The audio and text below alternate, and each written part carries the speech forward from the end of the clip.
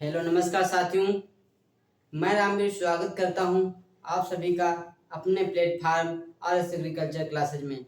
I hope आप सभी अच्छे होंगे, स्वस्थ होंगे और आप लोग पढ़ाई अच्छे से चल रही होगी। साथियों, आज हम बात करने वाले हैं बायोलॉजी चैप्टर के एक टॉपिक जो है न्यूट्रिशन। न्यूट्रिशन जिसको हिंदी में बोलते हैं पोषण। इसमें कुछ इम्पोर्टेंट क्वेश्चन हैं, उसकी बात करेंगे जो आने वाले एग्जामों में पूछे जाने वाले हैं। जैसे एग्रीकल्चर के बहुत सारे एग्जाम में हैं, उसमें पूछे जाएंगे। और जो होता है UP triple S C PET exam में पूछे जाने वाले क्वेश्चन बहुत महत्वपूर्ण हैं। सबसे पहले हम बात कर लेते हैं टॉपिक की न्यूट्रिशन मतलब पोषण। इसकी सबसे पहले हम जानेंगे डिफिनीशन। डिफिनीशन क्या होती है, परिभाषा जिसको बोलते हैं परिभाषा। पोषण होता क्या है? पोषण जो होता है मुझे काहे से प्राप्त होता है? पोषण जो होता है मुझे भोजन से प्राप्त होता है। तो सबसे पहले हम जानते हैं भोजन। पहले जानते हैं भोजन क्या होता है। यहाँ पे हिंदी जानेंगे फूड। फूड फूड मतलब भोजन जिसको बोलते हैं। भोजन क्या होता है? भोजन वह होता है जिसे मनुष्य ग्रहण करता है किसी कार्य को करने के लिए तथा उसके शरीर की जिससे ग्रोथ होती है और डेवलपमेंट होता है, उसे ही हम भोजन कहते हैं। इसी तरह की डिफिनेशन पोषण की भी है। पोषण किसे कहते हैं? पोषण जो मुझे भोजन से प्राप्त होता है, जो मेरे शरीर की ग्रोथ करता है एंड डेवलपमेंट करता है, जिससे कार्य करने के लिए मुझे पोषण की आवश्यकता होती है, इसे ही हम पोषण कहते हैं या न्यूट्रिशन कहते हैं। न्यूट्रिएंट सबसे पहले बात करते हैं होते कितने टाइप के हैं। न्यूट्रिएंट मेनली 2 टाइप के होते हैं। यहाँ पे न्यूट्रिएंट डालेंगे। न्यूट्रिएंट मेन जो होते हैं मेनली 2 प्रकार के होते हैं। इसको पहला होता है सुपोषण। सुपोषण होता है। दूसरा होता है परपोषण। क्या परपोषण लिखते हैं? परपोषण। अब हम इसकी डिफिनीशन जान लेते हैं। सुपोषण और परपोषण क्या क्या किसे कहते हैं? सुपोषण परपोषण। सुपोषण जो पेड़ जैसे जो भी जीव जंतु हैं जो अपना भोजन स्वयं बनाते हैं उसे हम सुपोषण कहते हैं। और जो परपोषण है ये दूसरे पर निर्भर रहते हैं जिन्हें हम परपोषण कहते हैं। सुपोषण में कौन कौन से आते हैं? सुपोषण का एक एग्जाम्पल लिख लेते हैं। सबसे पहले हम लिखेंगे यूग्लिना। क्या लिखेंगे?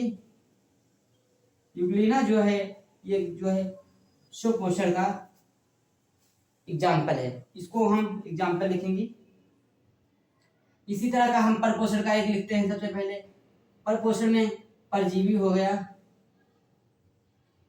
परजीवी हो गए और इसमें पेड़ पौधे भी सुपोषण में आते हैं।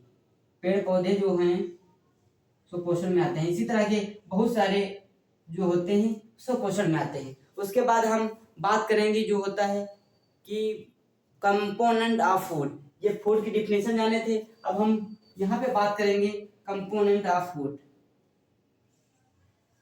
Components of food. Components of food ये होता क्या? ये मेनली कितने टाइप के होते हैं? जो कंपोनेंट्स ऑफ फूड जिसे आप लोग जानते होंगे कि कार्बोहाइड्रेट कहते हैं, विटामिन कहते हैं, फैट कहते हैं। इसी तरह इसी को हम कंपोनेंट ऑफ फूड में लिखते हैं। सबसे पहले नंबर 1 लिखेंगे कार्बोहाइड्रेट। कार्बोहाइड्रेट्स। नंबर 2 लिखेंगे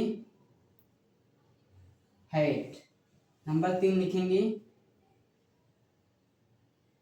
विटामिन। नंबर 4 लिखेंगे।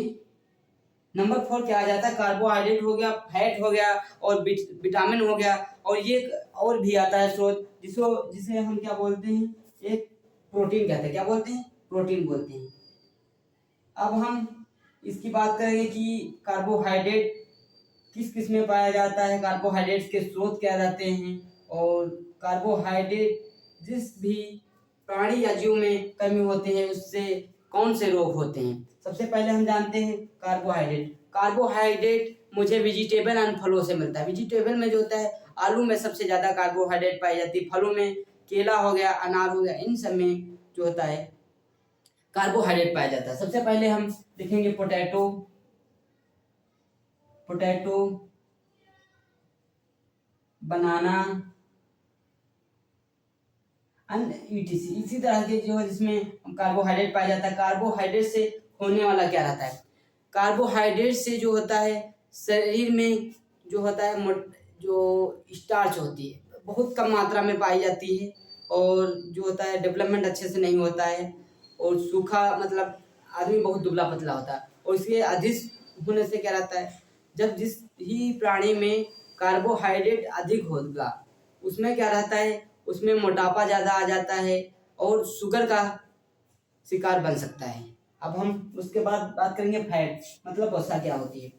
वसा क्या रहती है, शरीर को कार्य करने में शक्ति प्रदान करती है वसा। ये जो होती फैट मुझे कहाँ से प्राप्त होती है? फैट जैसे होता है सबसे ज़्यादा मुझे कहाँ से प्राप्त होता है? घी से प्राप्त होती है। घी, दही, मक्खन, अंडा आदि से मुझे फैट प्राप्त होती है। और उसके बाद हम बात करेंगे यहाँ विटामिन्स की। विटामिन्स क्या होता है? विटामिन्स जो होता है शरीर में जो होते हैं बहुत सारे विटामिन्स पाए जाते हैं। विटामिन जो होते हैं जैसे विटामिन ए होता है, विटामिन बी होता है, विटामिन B12 होता है, विटामिन सी होता है, विटामिन डी होता है, विटामिन के होता है। इसी तरह के बहुत सारे विटामिन हमारे शरीर में पाए जाते हैं। विटामिन जो होता है सबसे ज़्यादा मुझे कहाँ से प्राप्त होती है? गाजर से मिलती है, मछली से भी मिलती है, अंडे से प्राप्त होती है, आदि से मुझे जो है विटामिन प्राप्त होती है। उसके बाद हम बात करेंगे प्रोटीन। प्रोटीन जो होती है सबसे ज़्यादा मुझे पल्सेस मतलब दालें जितने भी आती हैं उनसे हमें प्रोटीन प्राप्त होती है। यहाँ पे लिखेंगे सभी प्रकार की दालों में प्रोटीन सबसे अधिक पाई जाती है। सभी प्रकार के दालों में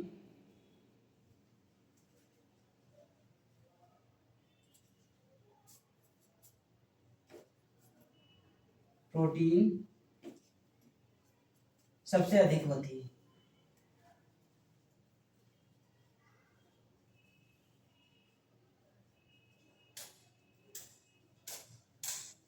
ये बात कर ली कि कार्बोहाइड्रेट, फैट, विटामिन, प्रोटीन, ये सारी चीज़ें बात करें। अब हम कुछ इंपॉर्टेंट क्वेश्चन हैं उसकी बात करेंगे। जैसे प्रोटीन जो होता है, विटामिन होता है, फैट होता है, कार्बोहाइड्रेट।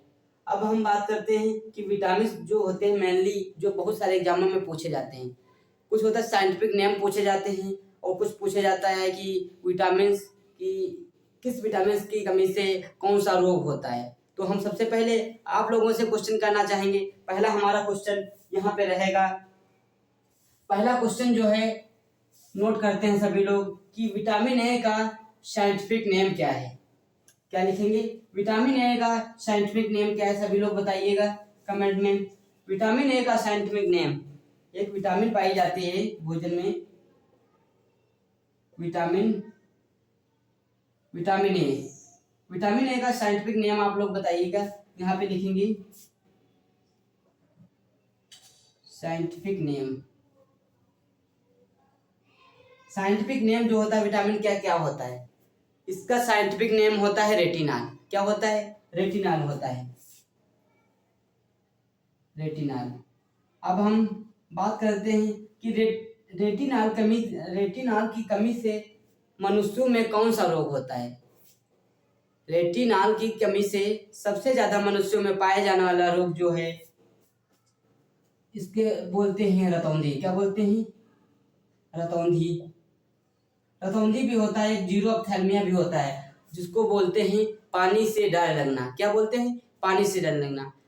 विटामिन ए की कमी बहुत ही ज़्यादा हो जाएगी मनुष्य के शरीर में, तो उसे उस मनुष्य के शरीर में जो होता है जीरोप्थेल्मिया नामक एक रोग विकार से ग्रसित हो जाता है। और उसे क्या रहता है, यदि कहीं भी उस मनुष्य को पानी दिखाई देता है तो उसको डर लगता है, क्योंकि यदि उसे पानी में अपना चेहरा देखता है तब भी डर लगता है। ये सारी चीज़ें विटामिन ए की कमी से होती हैं। इसका मुख्य स्रोत क्या रहता है? मुख्य स्रोत जो होता है गाजर होती है, अंडे होते हैं, अन्य इसी के कारण जो होते हैं रतौंधी नामक और रेटिनाल की कमी हम पूरी कर सकते हैं, विटामिन ए की कमी पूरी कर सकते हैं। उसके बाद हम बात करेंगे कि एक विटामिन डी भी आता है। क्या आता है? सबसे पहले बात करते हैं विटामिन बी।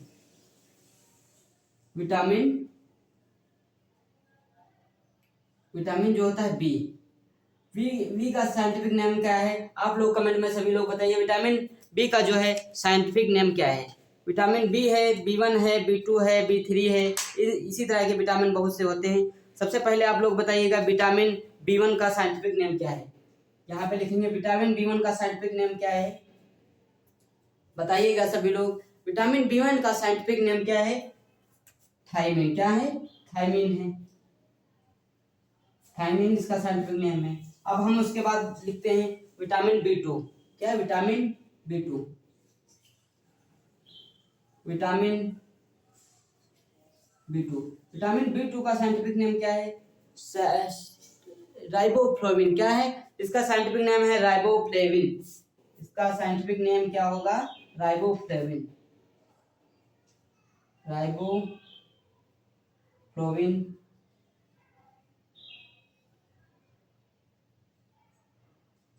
राइबोफ्लेविन जो है विटामिन B2 का नाम है। इसी तरह के विटामिन B3 है, B12 है, और विटामिन C है, विटामिन D है। अन्य यही विटामिन के बारे में हम आगे विस्तार से चर्चा अगली वीडियो में करेंगे।